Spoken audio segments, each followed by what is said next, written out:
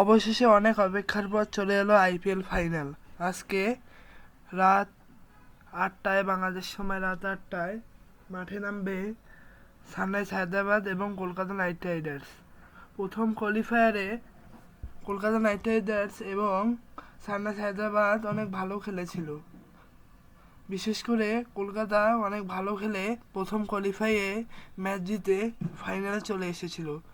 তারপর রাজস্থান এবং আরসিবির মধ্যে রাজস্থান জিতে কোয়ালিফাই 2-তে চলে গিয়েছিল রাজস্থান রয়্যালস, এবং কোয়ালিফাই 2-এ আর একটা সুযোগ ছিল সানরাইজ হায়দ্রাবাদের ফাইনালে যাওয়ার জন্য। সানরাইজ হায়দ্রাবাদ বাঘের মতো রাজস্থান রয়্যালসকে হারিয়ে ফাইনালে চলে এসেছে। আজকে আমরা একটা হাই ভোল্টেজ ফাইনাল দেখতে পারবো।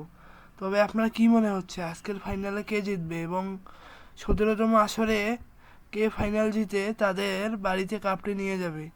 এই বিষয়টি বেশি বেশি করে কমেন্ট করবেন এবং আমাদের ভিডিওটাতে বেশি বেশি করে লাইক করবেন এবং আমাদের চ্যানেলটাকে সবাই সাবস্ক্রাইব করবেন। সবাইকে ধন্যবাদ। আসসালামু আলাইকুম।